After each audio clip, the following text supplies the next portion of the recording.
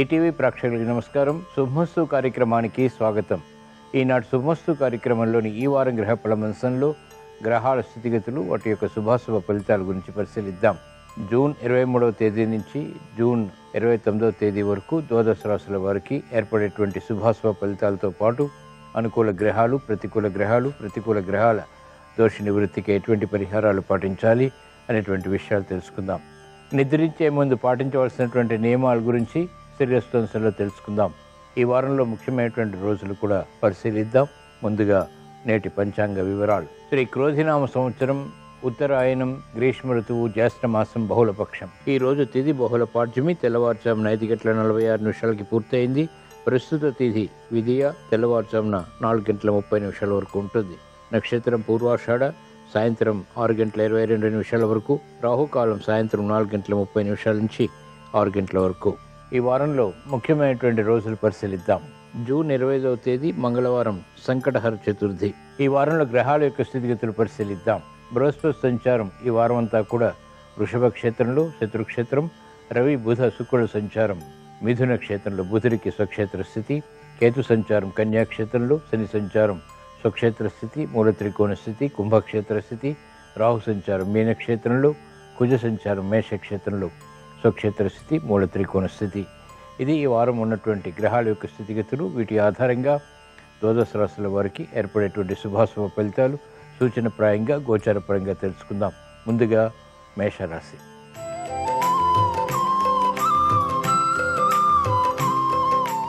ఈరోజు మేషరాశి వారి ఫలితాలను పరిశీలించినట్లయితే బృహస్పతి సంచారం ఈ వారం అంతా కూడా మీకు అత్యంత అనుకూలం. ఆర్థిక విషయాలు కలిసి వస్తాయి. సంభాషణలతోటి సమస్యల్ని పరిష్కరించుకోగలుగుతారు. అభివృద్ధి కొనసాగుతుంది. విలువైన వస్తు కొనుగోలు, వాహన కొనుగోలు వంటివి కూడా ఆనందానికి దారితీస్తాయి. శుభ ప్రయత్నాలు కలిసి వస్తాయి. శని యొక్క సంచారం కూడా ఈ వారం అంతా కూడా మీకు అత్యంత అనుకూలం. లాభస్థితిలో శని యొక్క సంచారం అసాధ్య కార్యక్రమాలు సుసాధ్యం చేయగలుగుతారు. అభివృద్ధి కార్యక్రమాల్లో ఆటంకాలు తొలగిపోతాయి. మహిళలకు ఈ వారం అంతా కూడా ఆనందకర పరిస్థితులు చోటు చేసుకుంటాయి. ఆరోగ్య సమస్యలు ఉన్నప్పటికీ వెంటనే పరిష్కరింపబడతాయి. యోచించగా ఈ వారం మేషరాశి వారికి అనుకూల ఫలితాలు ఎక్కువగా ఉన్నాయి, ప్రతికూల ఫలితాలు కూడా ఉన్నాయి. ఈ ప్రతికూల ఫలితాన్ని దూరం చేసుకుని, ఎదుర్కొని, అనుకూలంగా మరల్చుకుని ఇంకా మంచి విజయాలు సాధించడానికి ఈ వారంలో వచ్చేటువంటి శనివారం రోజున శ్రీ వెంకటేశ్వర స్వామిని దర్శించడం, స్మరించడం, పూజించడం శ్రేయస్కరం. ఈ వారం మేషరాశి వారు ఓం శ్రీ అక్షయ ఫలప్రదాయ నమః అనేటువంటి మంత్రాన్ని భక్తి శ్రద్ధలతో పఠించడం ద్వారా వేగవంతమైనటువంటి విజయాలు వృత్తి, వ్యాపార, ఉద్యోగ సంబంధిత కార్యకలాపాల్లో పొందగలుగుతారు.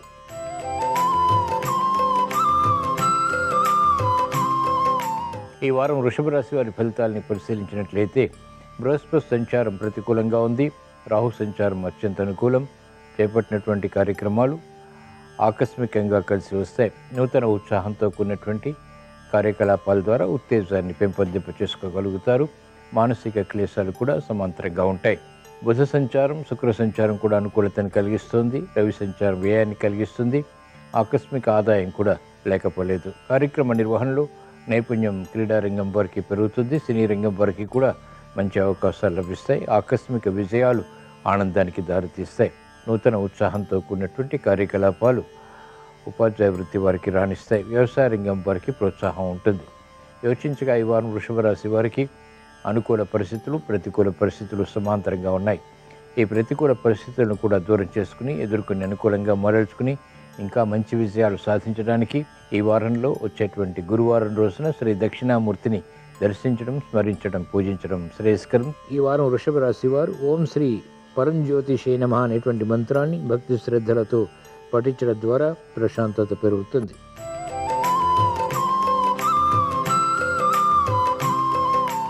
ఈ వారం మిథున రాశి వారి ఫలితాన్ని పరిశీలించినట్లయితే బృహస్పతి సంచారం ప్రతికూలంగా ఉంది. వ్యయం ఉన్నప్పటికీ శుభవ్యయం కాబట్టి ఆనందానికి కూడా దారితీస్తుంది. అలంకరణకి ప్రాధాన్యతనిస్తారు. శుక్ర సంచారం అనుకూలంగా ఉంది. అలాగే కుజ సంచారం కూడా అనుకూలంగా ఉంది. భూ సంబంధిత లావాదేవీలు మాత్రం కలిసి వస్తాయి. బంధువర్గంతో కూడినటువంటి నిర్ణయాలు కలిసి వస్తాయి. గృహ విషయాలు అనుకూలం. ఆనందకర వాతావరణం వృత్తి, వ్యాపార, ఉద్యోగ సంబంధిత కార్యక్రమాల్లో మెల్లమెల్లగా పొందగలుగుతారు. అభివృద్ధి రాజకీయ రంగం వారికి ప్రారంభమవుతుంది. సంకట పరిస్థితులు వైద్య వృత్తి వారికి తగ్గుతాయి.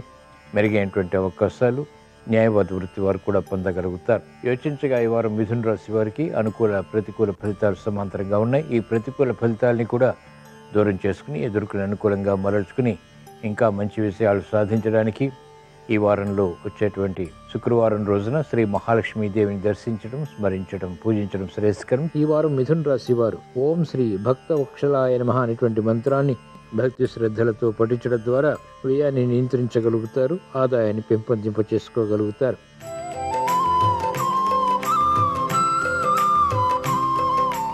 ఈ వారం కర్కాటక రాశి వారి ఫలితాన్ని పరిశీలించినట్లయితే ఈ వారం అంతా కూడా బృహస్పతి సంచారం అనుకూలంగా ఉంది. శుభవార్తలు వింటారు. శని సంచారం అత్యంత ప్రతికూలం. అష్టమ స్థానంలో రోజుకొక సమస్య ఆకస్మికంగా తెరపైకి వస్తుంది. తద్వారా మానసిక క్లేశాలు కూడా ప్రబలమవుతాయి. రాజకీయ రంగం వారికి ప్రతికూలత ఉంటుంది. మహిళలకు ఆనందకర వాతావరణం గృహరీత్యా నెలకొంటుంది. పిల్లల విషయంలో అభివృద్ధి ప్రారంభమవుతుంది. సత్ఫలితాలు వ్యవసాయ రంగం వారు పొందగలుగుతారు. వైద్య వృత్తి వారికి వృత్తిలో అభివృద్ధి గోచరిస్తుంది. పైవారితో సంభాషణలు రుచిస్తాయి, పరిశోధనలు ఫలిస్తాయి. యోచించగా ఈ వారం కర్కాటక రాశి వారికి ప్రతికూల ఫలితాలు ఎక్కువగా ఉన్నాయి, అనుకూల ఫలితాలు కూడా ఉన్నాయి. ఈ ప్రతికూల ఫలితాలని దూరం చేసుకుని ఎదుర్కొని అనుకూలంగా మరల్చుకుని మంచి విషయాలు సాధించడానికి ఈ వారంలో వచ్చేటువంటి శనివారం రోజున ఈశ్వరాభిషేకం ఉపకరిస్తుంది. ఈ వారం కర్కాటక రాశి వారు ఓం శ్రీ గణేశ్వరాయ నమః అనేటువంటి మంత్రాన్ని భక్తి శ్రద్ధలతో పఠించడం ద్వారా క్లిష్ట సమస్యలు పరిష్కరింపబడతాయి.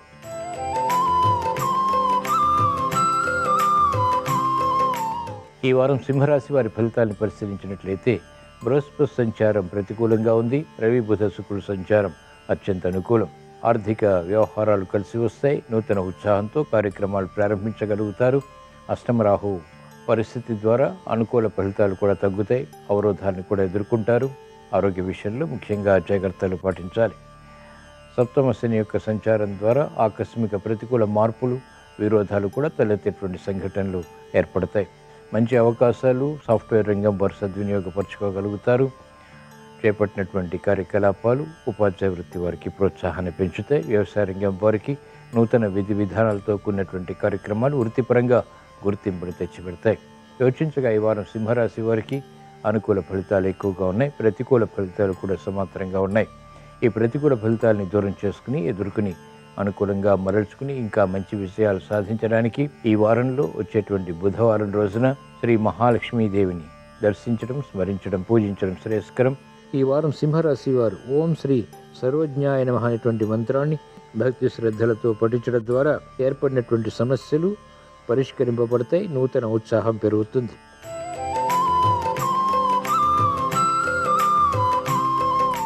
ఈ వారం కన్యారాశి వారి ఫలితాలను పరిశీలించినట్లయితే బృహస్పతి సంచారం ఈ వారం అంతా కూడా మీకు అత్యంత అనుకూలం. అదృష్ట సంఘటనల్ని ఆహ్వానించగలుగుతారు. రవి సంచారం కూడా అత్యంత అనుకూలం. ఉద్యోగ విషయాల్లో, రాజకీయ విషయాల్లో అనుకూలత సాధించగలుగుతారు. ఆధిక్యతతో కూడినటువంటి కార్యక్రమాలు కొనసాగించి విజయాలు పొందగలుగుతారు. మానసిక ఉల్లాసం పెరుగుతుంది. శని సంచారం కూడా అత్యంత అనుకూలం. షష్ఠ స్థానంలో శత్రుభీతి పోతుంది. శత్రువులు మిత్రులవుతారు, మిత్రులు అధిమిత్రులవుతారు. ఆశించినటువంటి కార్యక్రమాలు వేగవంతంగా పూర్తి చేయగలుగుతారు. స్థిరాస్తి విషయాలు అనుకూలిస్తాయి. ఆకస్మిక లాభాలు గడించేటువంటి శక్తి సామర్థ్యాలు భూ సంబంధిత లావాదేవీల్లో ఏర్పడతాయి.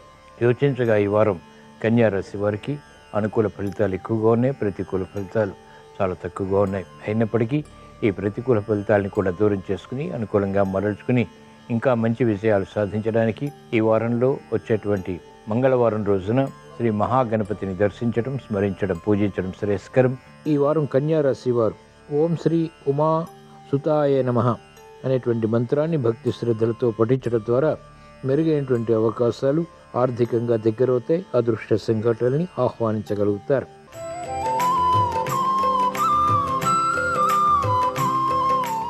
ఈ వారం తులారాశి వారి ఫలితాన్ని పరిశీలించినట్లయితే బృహస్పతి సంచారం అత్యంత ప్రతికూలం.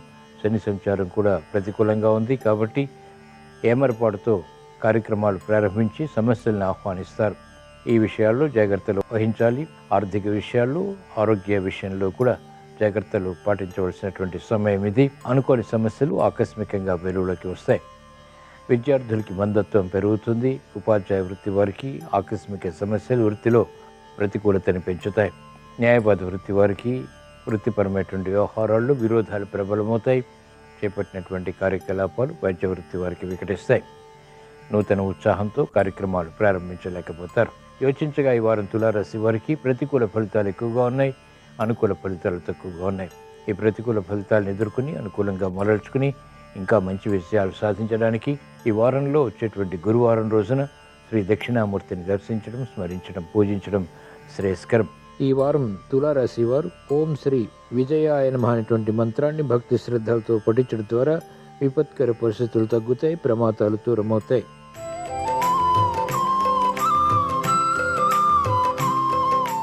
ఈ వారం వృశ్చిక రాశి వారి ఫలితాలను పరిశీలించినట్లయితే బృహస్పతి సంచారం ఈ వారం అంతా కూడా మీకు అత్యంత అనుకూలం.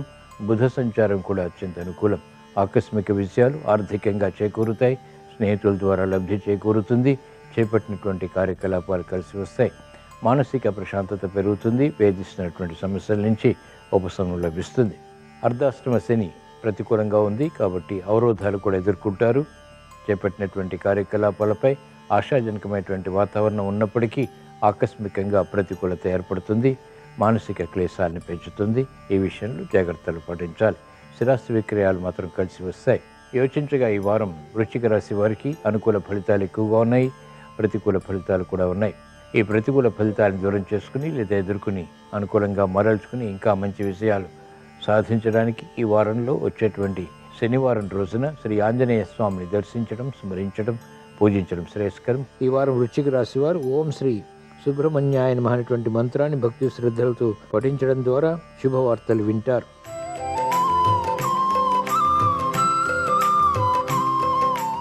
ఈ వారం ధనుసు రాశి వారి ఫలితాలను పరిశీలించినట్లయితే బృహస్పతి సంచారం ప్రతికూలంగా ఉంది. శుక్ర సంచారం, బుధ సంచారం అనుకూలతను కలిగిస్తోంది. శని సంచారం అత్యంత అనుకూలం. తృతీయ స్థానంలో, పరాక్రమ స్థానంలో శని యొక్క సంచారం ద్వారా సమస్యల్ని ఎదుర్కొనేటువంటి శక్తి సామర్థ్యాలు పెంపొందింప చేసుకోగలుగుతారు. ఆర్థిక సంబంధిత లావాదేవీల్లో కూడా స్థిరమైనటువంటి ఆదాయాన్ని పెంపొందింప చేసుకునేటువంటి నిర్ణయాలు కలిసి వస్తాయి. నూతన కార్యక్రమాలకు మహిళలు శ్రీకారం చుట్టగలుగుతారు. విద్యార్థులకి ప్రతిభ గుర్తింపబడుతుంది.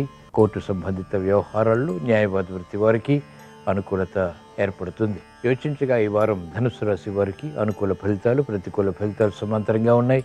ఈ ప్రతికూల ఫలితాలను దూరం చేసుకుని అనుకూలంగా మరల్చుకుని ఇంకా మంచి విషయాలు సాధించడానికి ఈ వారంలో వచ్చేటువంటి సోమవారం రోజున ఈశ్వరాభిషేకం ఉపకరిస్తుంది. ఈ వారం ధనుసు రాశి వారు ఓం శ్రీ మహాఫలాయ నమః అనేటువంటి మంత్రాన్ని భక్తి శ్రద్ధలతో పఠించడం ద్వారా వేధిస్తున్నటువంటి సమస్యలు పరిష్కరింపబడతాయి. స్థిరమైనటువంటి నిర్ణయాల ద్వారా విజయాలు ప్రాప్తిస్తాయి.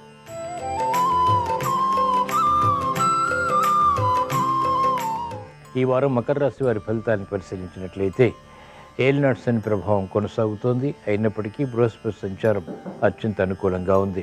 చేపట్టినటువంటి కార్యకలాపాలు కలిసి వస్తాయి. ఆలోచన పటుత్వం పెరుగుతుంది. చేపట్టినటువంటి కార్యకలాపాల్లో విచక్షణ జ్ఞానంతో కూడినటువంటి నిర్ణయాల ద్వారా విషయాలు సాధించగలుగుతారు. గతంలో చేసినటువంటి పొరపాట్లు సవరించుకునేటువంటి కార్యక్రమ నిర్వహణ కలిసి వస్తుంది. విద్యార్థులకి ధీశక్తి పెరుగుతుంది. మందత్వం తొలగుతుంది. మహిళలకు అత్యంత అనుకూల పరిస్థితులు గృహపరంగా కూడా కలిసి వస్తాయి. వ్యవసాయ రంగం వారికి ఆదాయం పెరుగుతుంది. ఆకస్మిక విజయాలు అనుకూలతను పెంచుతాయి.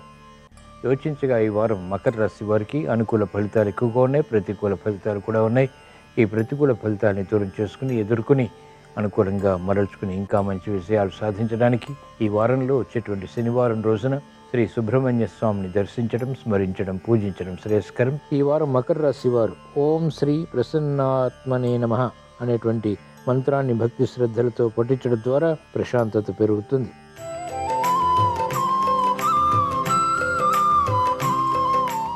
ఈ వారం కుంభరాశి వారి ఫలితాన్ని పరిశీలించినట్లయితే బృహస్పతి సంచారం అర్ధాష్టమ స్థితిలో ప్రతికూలతను కలిగిస్తుంది. శుక్ర సంచారం అనుకూలం, బుధ సంచారం అనుకూలం. ఏలినాటి శని ప్రభావం కూడా అధికంగా ఉంది. కేతు సంచారం కూడా అత్యంత ప్రమాదకరం కాబట్టి జాగ్రత్తలు వహించాలి. ప్రయాణాల విషయంలో ముఖ్యంగా ఆకస్మిక ప్రతికూలత ఉంటుంది. ఆశించినటువంటి ప్రయోజనాలు ఆలస్యంగా కూడా నెరవేరుతాయి. శ్రమ అధికమవుతుంది. చేపట్టినటువంటి కార్యకలాపాలు పదే పదే చేయవలసినటువంటి ఆవశ్యకత కొనసాగుతుంది. వేగవంతమైనటువంటి నిర్ణయాలు వైద్య వృత్తి వారికి పనికిరావు. యోచించగా ఈ వారం కుంభరాశి వారికి ప్రతికూల ఫలితాలు ఎక్కువగా ఉన్నాయి, అనుకూల ఫలితాలు కూడా ఉన్నాయి. ఈ ప్రతికూల ఫలితాలని ఎదుర్కొని అనుకూలంగా మరల్చుకుని మంచి విజయాలు సాధించడానికి ఈ వారంలో వచ్చేటువంటి శనివారం రోజున శ్రీ మహావిష్ణువుని దర్శించడం, స్మరించడం, పూజించడం శ్రేయస్కరం. ఈ వారం కుంభరాశి వారు ఓం శ్రీ దివ్యదాయ నమః అనేటువంటి మంత్రాన్ని భక్తి శ్రద్ధలతో పఠించడం ద్వారా విజయాలు సాధించగలుగుతారు.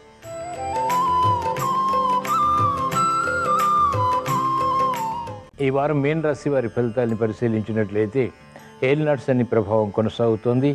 బృహస్పతి సంచారం ప్రతికూలంగా ఉంది. తృతీయ స్థానంలో బృహస్పతి ద్వారా అవమానకర సంఘటనలు ఏర్పడేటువంటి సంఘటనలు ఉంటాయి.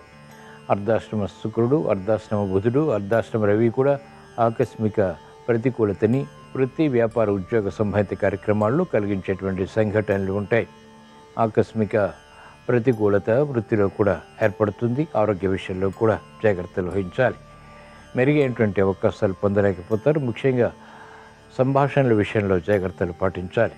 ఉద్దేశాలు మంచివి అయినప్పటికీ కూడా ఇతరుల అపార్థం చేసుకునేటువంటి సంఘటనలు కొనసాగుతాయి. ఆరోగ్య విషయంలో జాగ్రత్తలు పాటించాలి. కేతు సంచారం, రాహు సంచారం కూడా ప్రతికూలంగా ఉంది. యోచించగా ఈ వారం మీన రాశి వారికి ప్రతికూల ఫలితాలు ఎక్కువగా ఉన్నాయి, అనుకూల ఫలితాలు తక్కువగా ఉన్నాయి. ఈ ప్రతికూల ఫలితాన్ని దూరం చేసుకుని లేదా ఎదుర్కొని అనుకూలంగా మరల్చుకుని ఇంకా మంచి విజయాలు సాధించడానికి ఈ వారంలో వచ్చేటువంటి శనివారం రోజున శ్రీ ఆంజనేయ స్వామిని దర్శించడం, స్మరించడం, పూజించడం శ్రేయస్కరం. ఈ వారం మీన రాశి వారు ఓం శ్రీ వరప్రదాయ నమః అనేటువంటి మంత్రాన్ని భక్తి శ్రద్ధలతో పఠించడం ద్వారా విజయాలు పొందగలుగుతారు. ఇవి ఈ వారం ద్వాదశ రాశుల వారికి ఏర్పడేటువంటి శుభాశుభ ఫలితాలు. ద్వాదశ రాశుల వారికి మెరుగైనటువంటి అవకాశాలు వృత్తి, వ్యాపార, ఉద్యోగ సంబంధిత కార్యకలాపాల్లో కలగాలని, మానసిక ప్రశాంతతతో కూడినటువంటి నిర్ణయాల ద్వారా విజయాలు సాధించాలని, గృహ విషయాలు, వృత్తి, వ్యాపార, ఉద్యోగ సంబంధిత కార్యకలాపాలు కలిసి రావాలని ఆదివారం సందర్భంగా శ్రీ సూర్య భగవాన్ని స్మరిస్తూ ప్రార్థిస్తూ స్వస్తి. శ్రీరస్తు శుభమస్తు.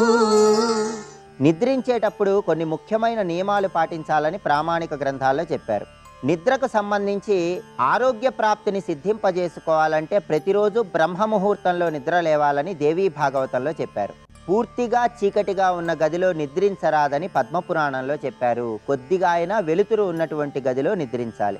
నిద్రిస్తూ ఉన్న వాళ్ళని అకస్మాత్తుగా నిద్ర లేపకూడదని విష్ణు స్మృతిలో ప్రామాణికంగా చెప్పారు. అయితే విద్యార్థులు, పనివారు మాత్రం నిద్రపోతుంటే అత్యవసరమైతే నిద్ర లేపవచ్చని చాణుక్య నీతిలో చెప్పారు. సాధ్యమైనంత వరకు ఒంటరిగా నిద్రించరాదని మనుస్మృతిలో సెలవిచ్చారు. తడిపాదాలతో నిద్రించరాదని అత్రి స్మృతిలో ప్రామాణికంగా వర్ణించారు. కాబట్టి నిద్రించే సమయంలో పాదాలకు తడి లేకుండా పొడిగా ఉన్న పాదాలతో నిద్రించినట్లయితే ఉత్తమ ఫలితాలు కలుగుతాయి. ఒక్కొక్క దిక్కువైపు తలపెట్టి నిద్రిస్తే ఒక్కొక్క రకమైన ప్రయోజనం చేకూరుతుంది. తూర్పు వైపు శిరస్సు ఉంచి నిద్రిస్తే విద్యాప్రాప్తి కలుగుతుంది. అలాగే దక్షిణం వైపు తల ఉంచి నిద్రిస్తే ధనము, ఆయుష్ పెరుగుతాయని ఆచార మయూఖము అనే ప్రామాణిక గ్రంథంలో చెప్పారు. సాధ్యమైనంత వరకు ఉత్తరం వైపు తల ఉంచి నిద్రించరాదు. అలాగే పగటిపూట సూర్యోదయ సమయంలో, సూర్యాస్తమయ సమయంలో నిద్రించినట్లయితే ఆర్థికపరమైన సమస్యలు, అనారోగ్య సమస్యలు వస్తాయని బ్రహ్మవైవర్త పురాణంలో చెప్పడం జరిగింది. కాబట్టి నిద్రకు సంబంధించి ఈ ప్రత్యేకమైన సూచనలు పాటించడం ద్వారా ఉత్తమ ఫలితాలు కలుగుతాయి.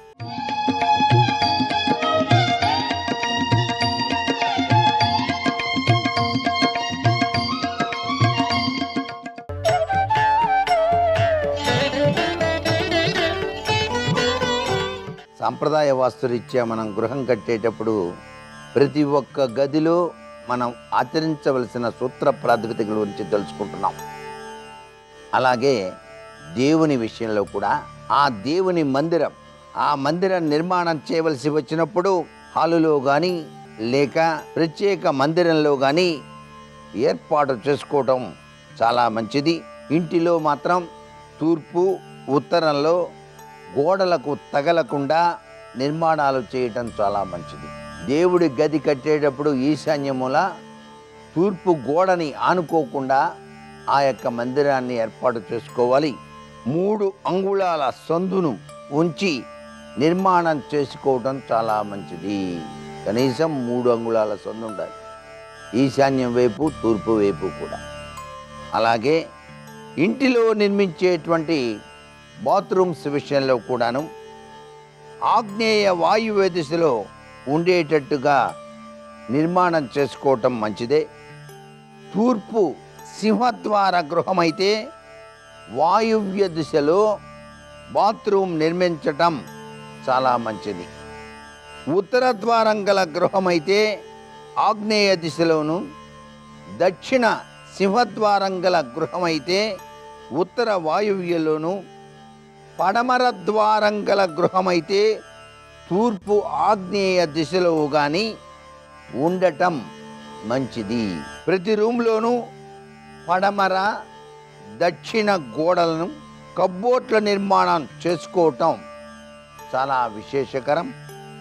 తూర్పు ఉత్తరాలైతే మాత్రం గోడకు బయటకు రాని విధంగా అంతర్గతంగా కబ్బోట్ల నిర్మాణం చేసుకోవచ్చు. అంతేకాకుండా ఇంటిలో వాడేటువంటి నీరండి, మీరు వాడేటువంటి నీరు గనక ఇంటికి ఈశాన్యం గుండా బయటకు వెళ్ళే విధంగా నిర్మించుకోవాలి. నిర్మాణం చేసేటప్పుడే ఇంట్లో నీరంతా కూడాను ఈశాన్యం నుంచి బయటికి వెళ్ళేటట్టుగా ఏర్పాటు చేసుకోవాలి. అట్లా వీలుగాని ఎడల పడమర వాయువ్యం, పడమర నైరుతిలో మాత్రం వెళ్ళకూడదు. ఎటువంటి పరిస్థితుల్లోనూ పడమర వాయువ్యం నుంచి వెళ్ళొచ్చు, తప్పులేదు నీరు. అలాగే దక్షిణ ఆగ్నేయం గుండా బయటికి వెళ్ళే విధంగా తూములు అనేటువంటివి నిర్మించండి. అంతేగాని తూర్పు ఆగ్నేయం, ఉత్తర వాయువ్యం, నైరుతి దిశ నుంచి ఇంటిలోని వాడకపు నీరు బయటకు పోరాదు. లేనిచో అనేక రకాలైనటువంటి బాధలు ఇంటిలోని వారు అనుభవించవలసి వస్తుంది సుమా. అలాగే ఇంటి నిర్మాణం చేసేటప్పుడు గదులలో వెంటిలేషన్ నిర్మాణం చాలా చక్కగా ఉండేటట్టుగా నిర్మాణం చేసుకోండి. గాలి రావాలి, వెంటిలేషన్ రావాలి. అట్లు సరిగా లేని ఎడల మనం మాట్లాడిన మాటలు ప్రతిధ్వని కావచ్చు. వెంటిలేషన్ కనుక సరిగా లేకపోతే ప్రతిధ్వని వస్తుంది ఇంట్లో. ప్రతిధ్వని అంటే మాట్లాడిందే మళ్ళీ వినిపిస్తుంది అన్నమాట. దానివల్ల కలహాలు, లేనిపోని గొడవలు ఎక్కువ అవుతూ ఉంటాయి. అందుకని వెంటిలేషన్ విషయంలో మాత్రం చాలా జాగ్రత్త వహించాలి. గృహ నిర్మాణం చేసేటప్పుడు, చేసిన తర్వాత కూడాను ఈ విధి విధానాల్ని ప్రతి ఒక్కరూ కూడా ఆచరించవలసి ఉంటుంది. సర్వే జనా సుఖినో భవంతు.